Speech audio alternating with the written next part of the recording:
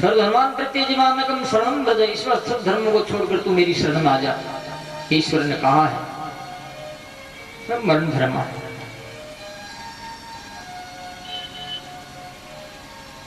ब्रह्मा जी ने सनकादि ऋषियों की उत्पत्ति, उनको कहा सृष्टि जगत की रचना करो, तो वो नहीं बोलेगी, हम तो इस प्रपंच में पढ़ने वाले नहीं। ब्रह्मा जी को क्रोध आया तो शिव जी प्रकट हुए, शिव जी को आदेश दिया गया, शिव जी भूत प्रेत जो है उनकी रचना कर दी।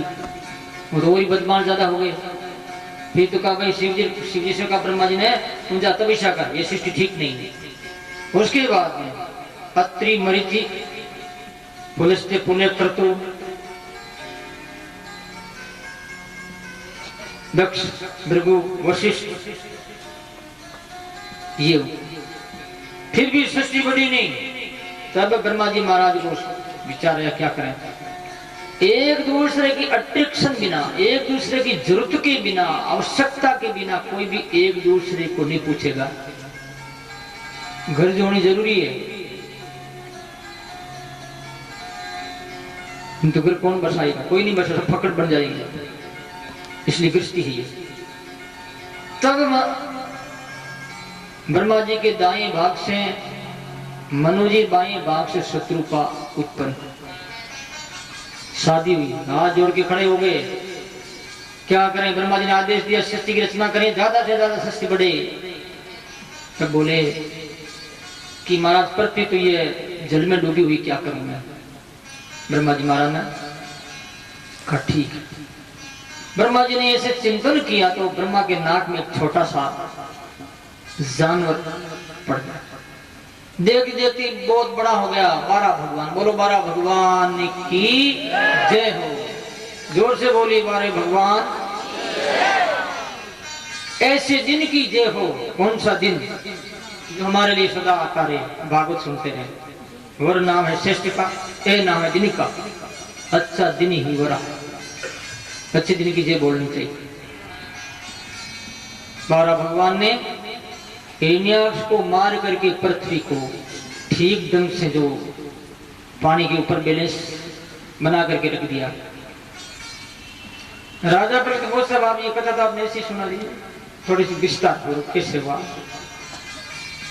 इधर विदुर जी मित्र जी से पूछते हैं तो बताया एक बार की बात है कि दीप्ति काम पीड़ित होकर के संध्या के समय में अपने पति से कहने लगी पुत्र की आवश्यकता है। पति कश्यप जी कहते हैं कि देवी ये संध्या का समय है, शंकर भगवान के गण घूमते हैं, अच्छा नहीं ये काल। ऐसा घोर तमा बेला घोराणाम घोर दर्शना चरन्ति यस्यां भूतानि भूतेषां चराणि।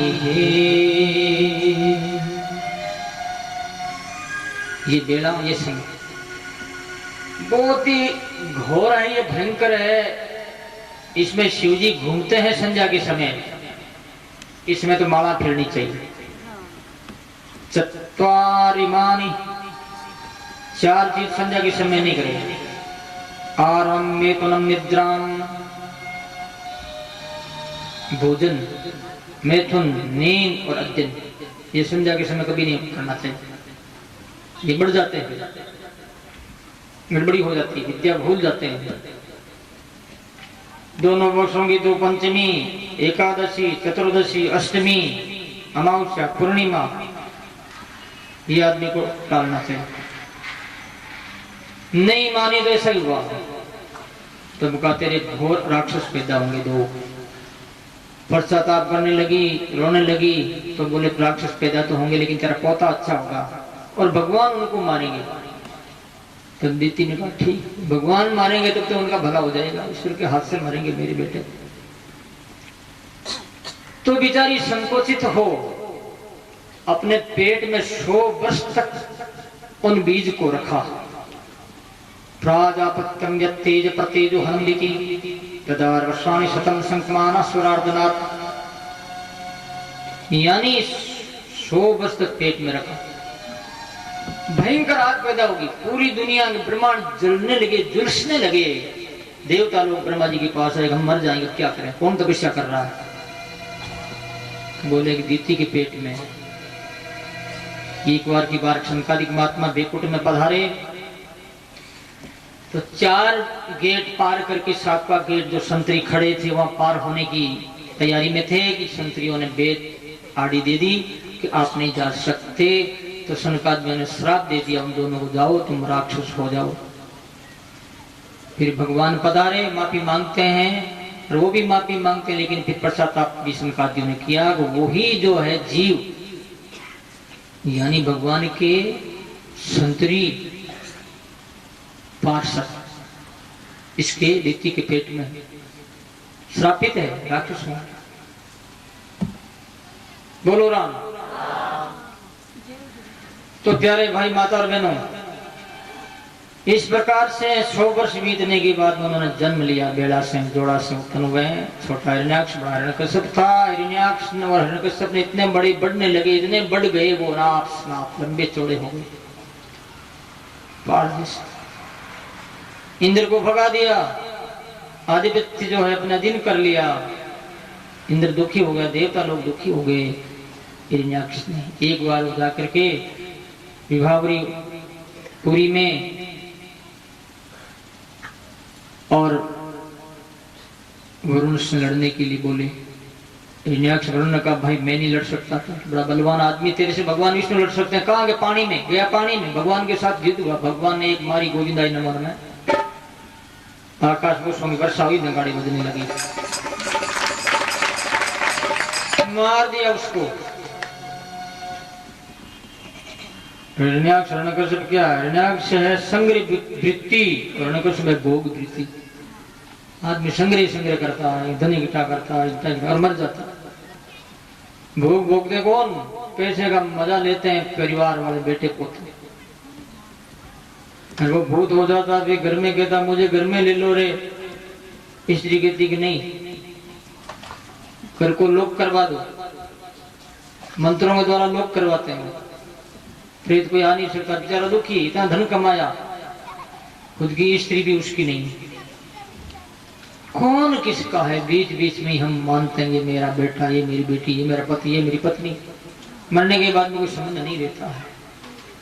इसलिए संत कहते हैं, नहीं रे कुटुंब संगया बिया मारिए, नहीं रे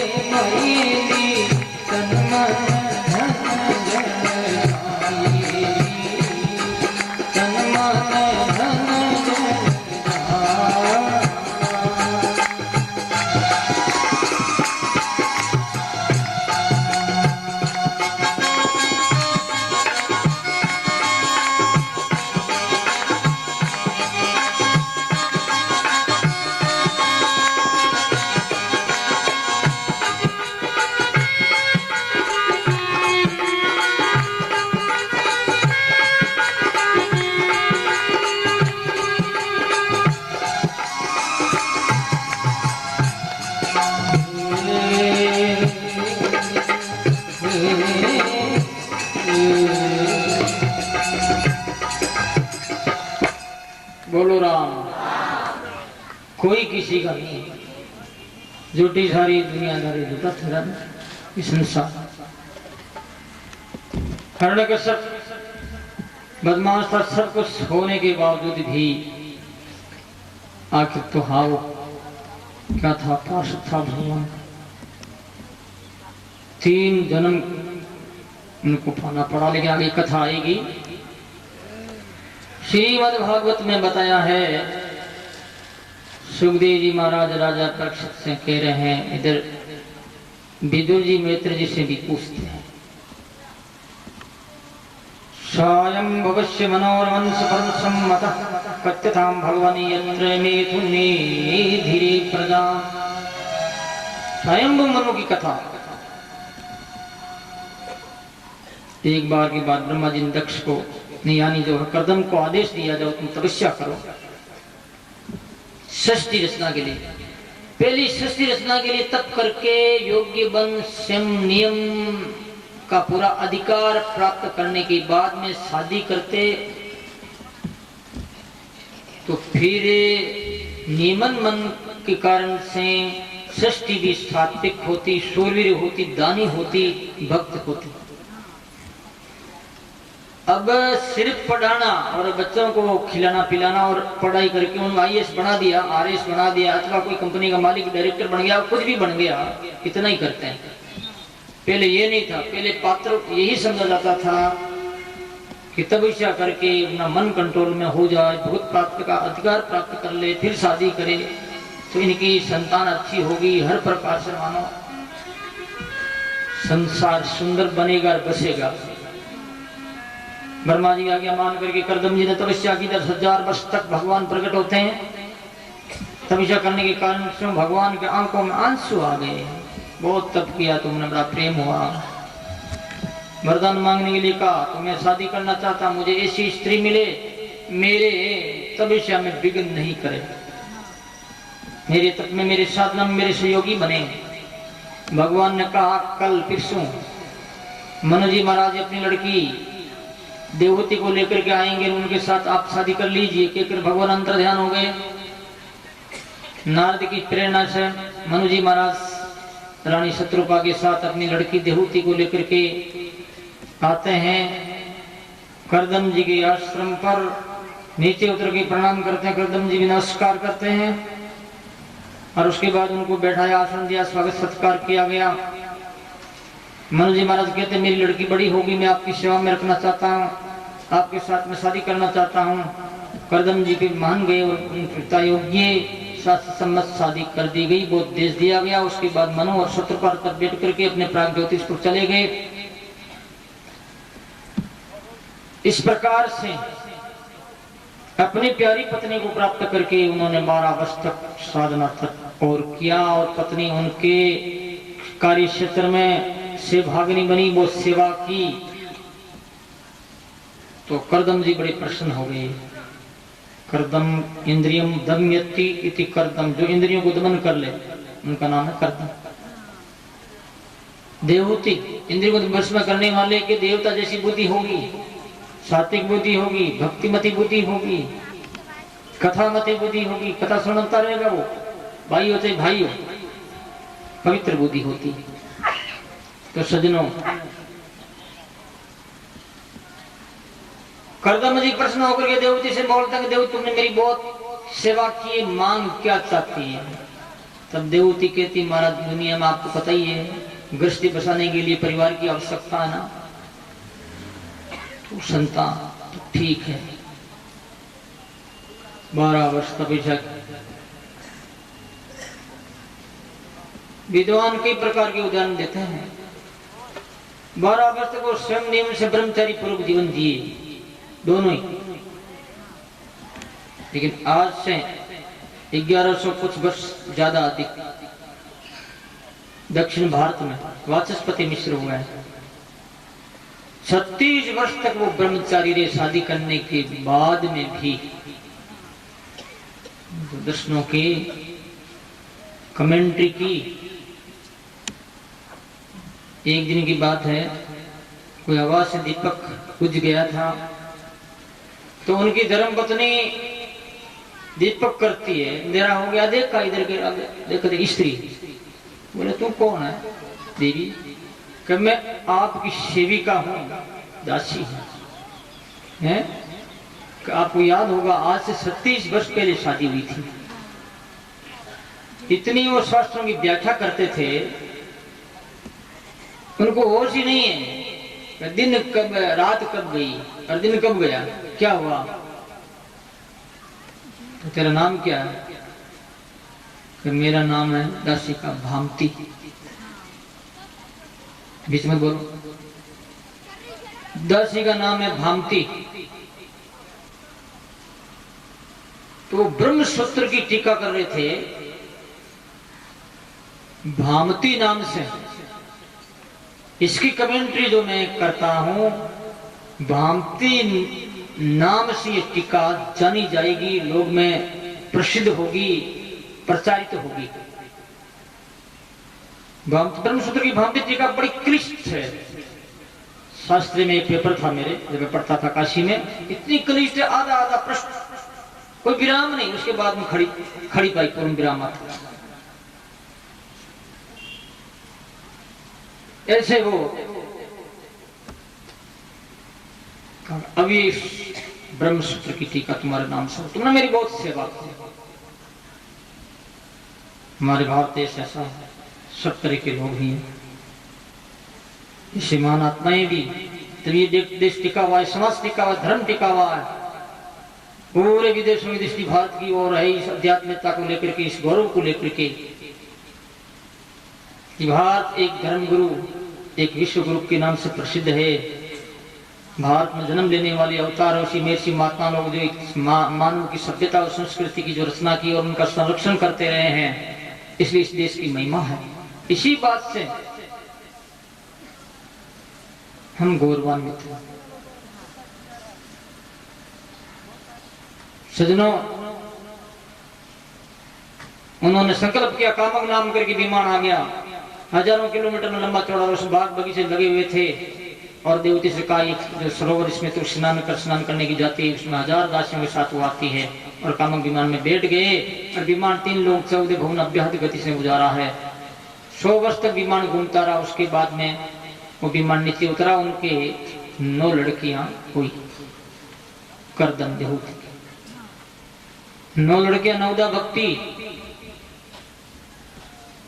श्रवण कीर्तनम विष्णु श्रवण पाद सेवनम। नवदा भक्ति तो होगी जिसकी इंद्रियां सेम है, उनको भक्ति उत्पन्न होती है। नवदा भक्ति जिसके जीवन में उनके भगवान आते हैं।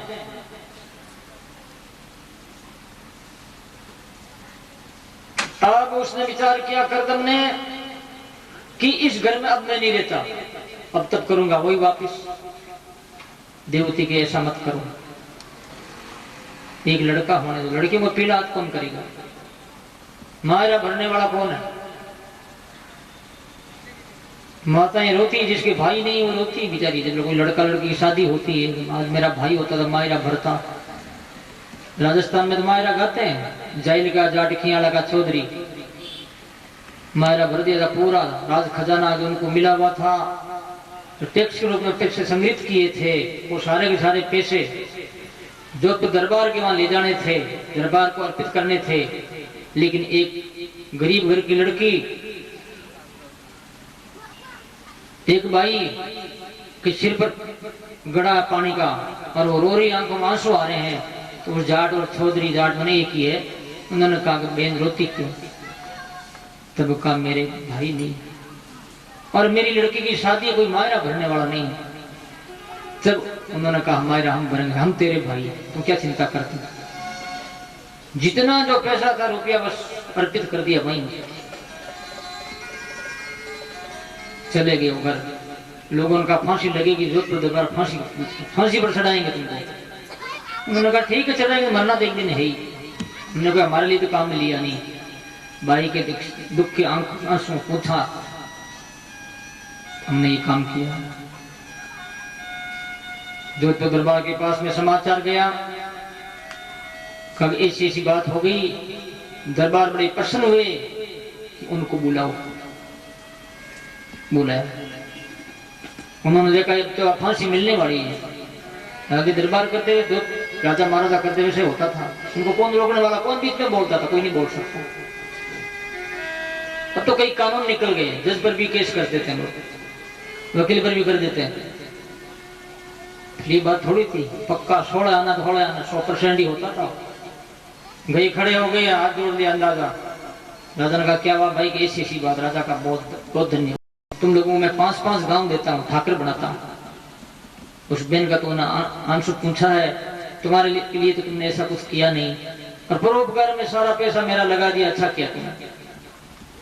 धन्यवाद दिया गया। तब से जाइल का जाट खियाड़ा का चौधरी राजस्थान में गाए जाते हैं, जब भी किसी की शादी होती थी गाते हैं। बोलो राम।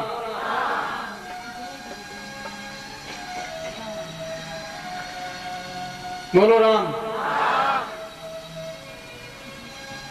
इतनी हिम्मत कब होती है? तो सजनों जाने लगे तो उसने रोक दिया देवती ने कि एक लड़का, तो बोले कोई बात नहीं, सेम नियम से रहते, लड़का होगा भगवान बता देंगे। तो कपिल भगवान प्रकट हुए। बोलो कपिल भगवान की।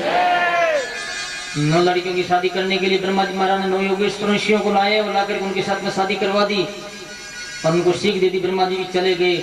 उसके बाद में करदम जी कपिल जी से कहते हैं, कपिल भगवान से, मैं तो जाता हूँ तब करने के लिए, आपकी आज्ञा। पधारो, स्वागत है आपका, भजन करना चाहिए। मनुष्य जन्म का यही आशय है, यही लक्ष्य है। चले गए, भजन करके ईश्वर की प्राप्ति की। तब माता देवहूति करदम जी के पास तंपागताहं शरणं सरेयं, तंपागताहं शरणं सरेयं।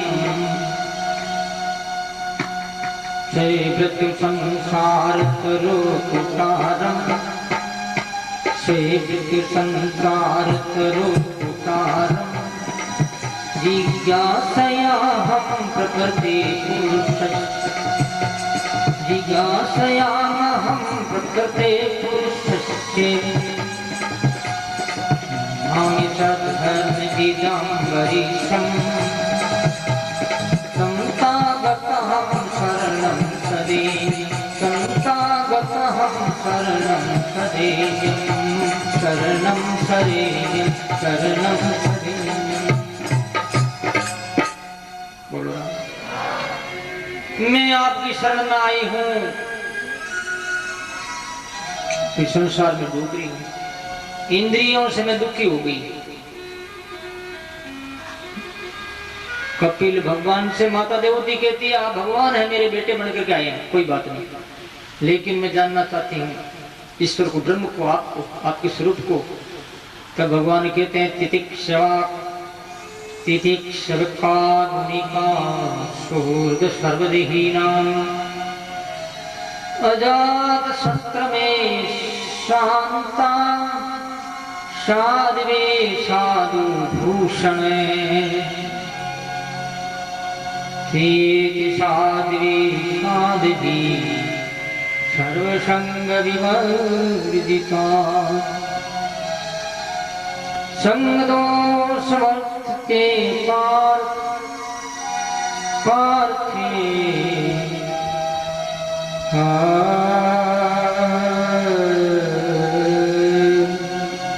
संगदोष हरायते। मैनन्येन भावेन कुर्वन्ति भक्तिं दृढां, मत्कृते त्यक्त कर्माणि त्यक्त स्वजन माधवा, बांधवा बांधवा बांधवा। बोलो राम।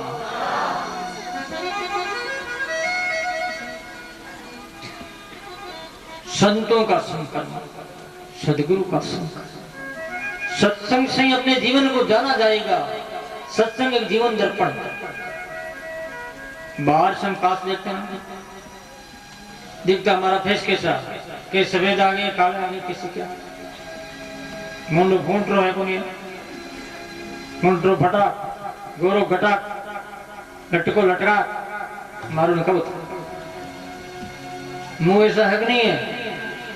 अंदर के अंतरंग जीवन को देखने के लिए कौन सा कांच है? सत्संग। हम कैसे हैं, किस रूप में है, किस पोजीशन में है, किस हालत में है, उनको देखना है। तो सत्संग करो मान पुरुषों की। इसलिए संत कहते हैं और कहां सुख है भाई? अरे कपिल भगवान दे, भगवान की मां देवती वो भी दुखी, अपन तो है क्या?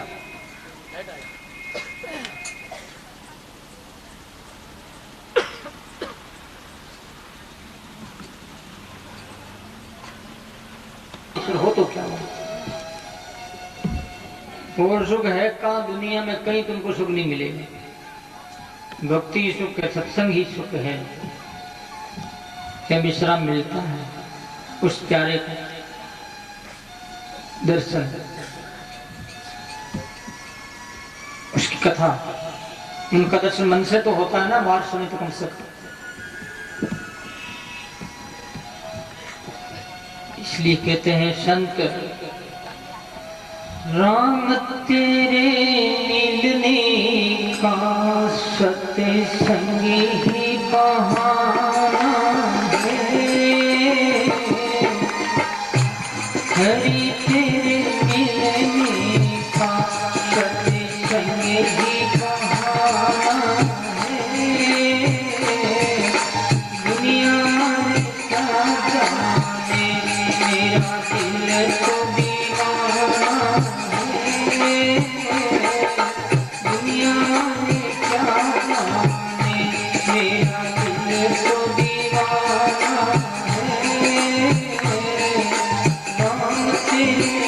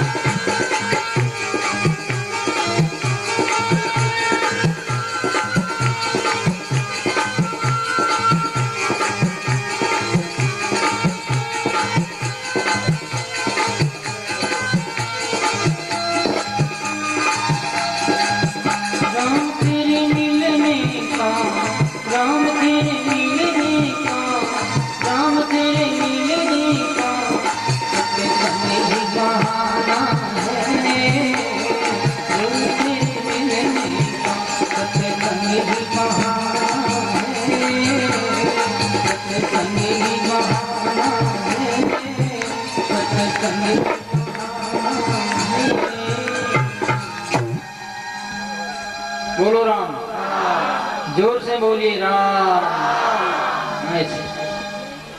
और काम विश्राम है, सत्संग। राम तेरे मिलने का सत्संग ही बहाना है। हे मेरे प्यारे, और विश्राम नहीं दुनिया में, यही विश्राम है, यही आनंद।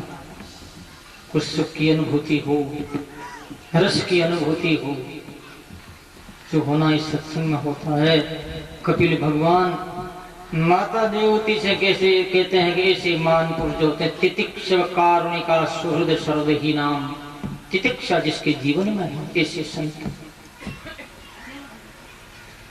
तितिक्षा जिसके जीवन में है ऐसे संत कहाँ मिलेंगे? बहुत अपने भारत में है, लेकिन मैं आपके यहाँ ही सत्संग कर रहा हूँ, करवा रहा हूँ, बोल रहा हूँ। जो भगवान बोलते हैं, यहाँ की बात याद आ गई। एक नाथ जी महाराज के अंदर कितनी तितिक्षा थी, पैठण में जो प्रकट हुए हैं।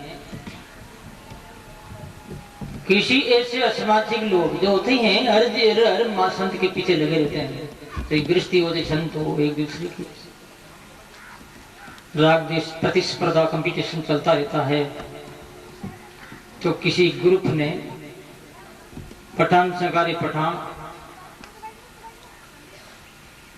हम तुझे 1 लाख रुपए देंगे, तो एक नाथ जी को क्रोध उत्पन्न करवा दे, रीश कर ले, क्रोध कर ले, गाली गलौज कर ले। उसने कहा ये तो मामूली बात है, मैं तो इस बात में माहिर हूँ, बहुत चतुर हूँ। ठीक। एक नाथ जी महाराज गोदावरी स्नान करने के लिए डेली जाते थे, स्नान करके ठाकुर की पूजा करते थे। अब वो पठान गया वहां, स्नान करके वो वापिस पधारे,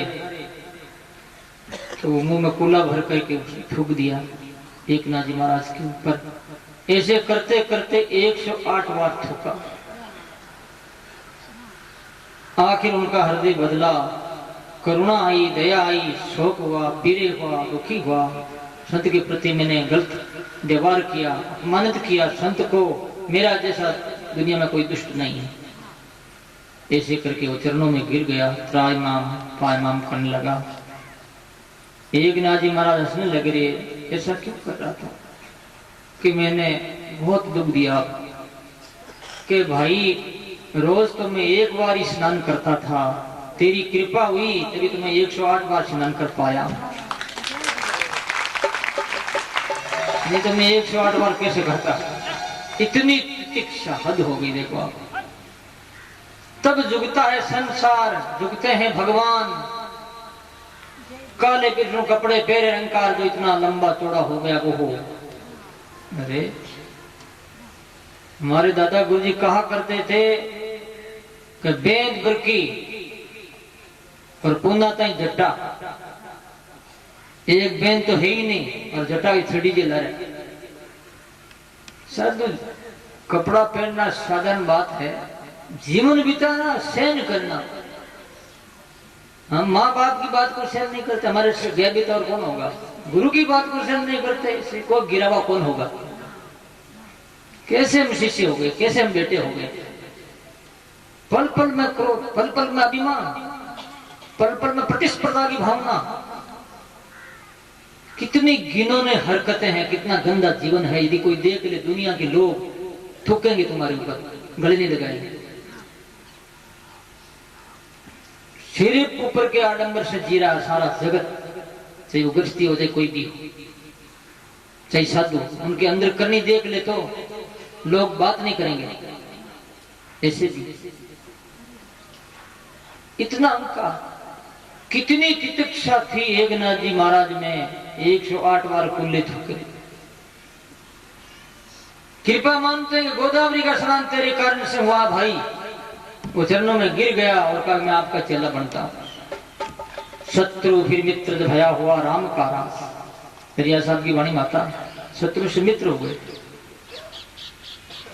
अरे जुगता वही है जिसमें जान होती है, जुगता वही है जिसमें जान होती है। अकड़ तो मुर्दे कित जान होती है।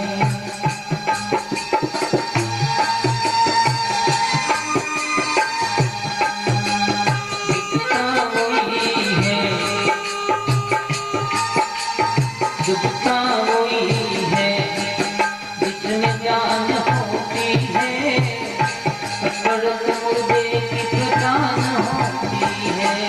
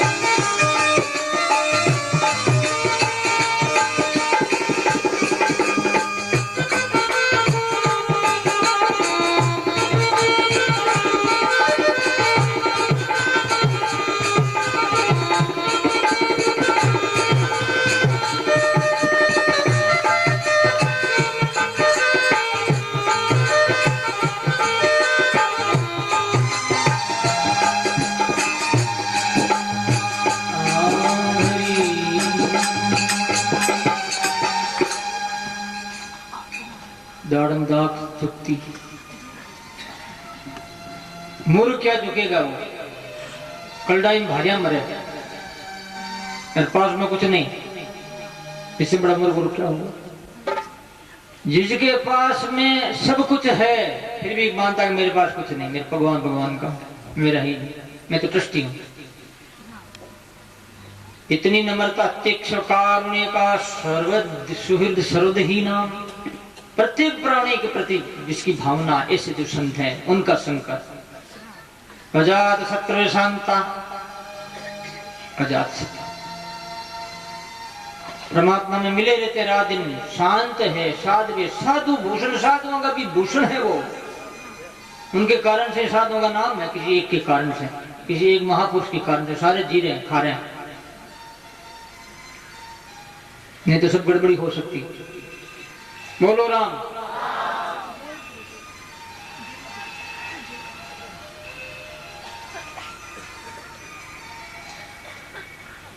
मय्येवनन्येन भावेन कुर्वन्ति भक्तिं दृढाम्, अनन्य भक्ति मेरी करते हैं, मत कृत्य त्यक्त कर्माणा त्यक्त स्वजन बांधवा। कपिल भगवान कहते हैं मेरे लिए सब छोड़ दिया इन्होंने, घर को, परिवार को, टाबरों को, सबको छोड़ दिया, कोई मेरा नहीं है, मेरे तो भगवान है। ऐसा जिसका भाव हो गया, इसका जीवन जिसका हो गया, हरे श्याम राम मेरे राग ने हर राम नामरी, अरे मारो बेटो तो लगा ही जो पार श्याम राम मेरे राग ने हर राम।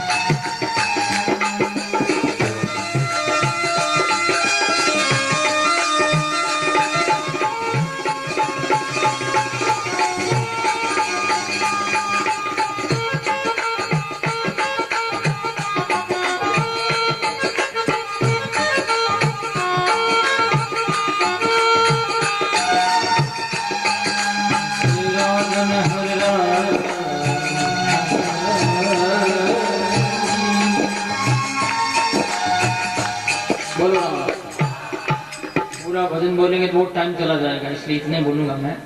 प्रसंग बहुत लंबा चौड़ा पड़ा भागवत का, ध्यान पूर्वक सुने। भगवान कहते हैं सताम प्रसंगम वीर संविदो भवंती हरिकृष्ण कथा इत्यादि में बताया गया है कि ऐसे मेरे भक्तों का संग करे, उस संग करने से अच्छी बातें मिलेगी, सत्संग मिलेगा, मन में पवित्रता आएगी, संस्कार जमेंगे इत्यादि बताई गई। उसके बाद में उन्होंने प्रकृति और पुरुष के विषय में विवेचन किया। संक्षिप्त में फिर अष्टांग योग बताया गया, जो कि यम नियम आसन प्राणायाम प्रत्याहार धारणा ध्यान और समाधि, इसकी बातें बताई गई। फिर जीव की गति के बारे में बताया गया, जीव कितना ऐसा ममता में जीवन जीता है जो कि परिवार में डूबा हुआ और ये नहीं सोच रहा है कि काल आने वाला है, मेरी क्या दशा होगी, लेकिन फिर भी ये अज्ञान के कारण से स्वयं ही अपनी खुद की बर्बादी करता है। भगवान तो बड़े दयालु हैं, मनुष्य जन्म दिया है और मनुष्य जन्म प्राप्त करके इनका उपयोग नहीं करता है तो इनकी दशा जो है बहुत ही गलत हो सकती है, ये बताया। और उसके बाद में अंत समय में जीव को लेने के लिए यमदूत आते हैं और यमदूत उनको ले जाते हैं एक दो क्षण के अंदर, जो 99 योजन लंबा दूरी जो है नरक की, वहां ले जाते हैं। यमराज फिर उन्हें दंड देते हैं, 84 भोग करके पुनः मनुष्य को प्राप्त करता है और उसके बाद में वही उसकी दशा है।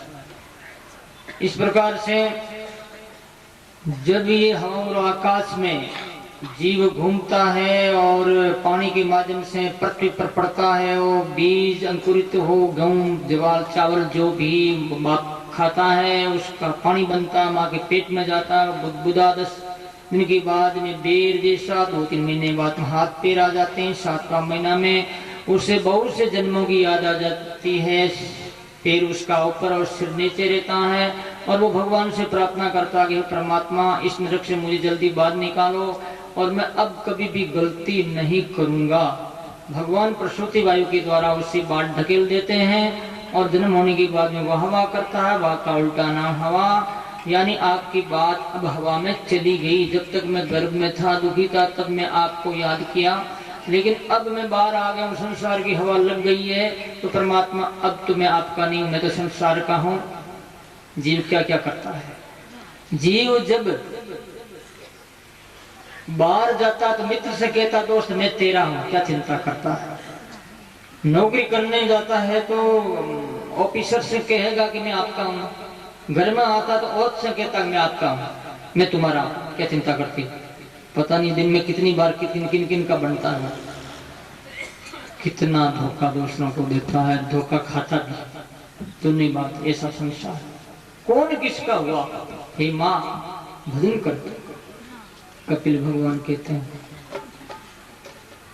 माता देवती ज्ञान की प्राप्ति करती है और उसके बाद में कपिल भगवान के आदेश से साधना में लग जाती है और उनका शरीर छोड़ करके एक नदी के रूप में तब्दील हो जाता है। जो सिद्धपुर में नदी है वो, और गुजरात के सभी लोग अपने पितरों की हड्डियां माँ नदी में प्रवाहित करते हैं।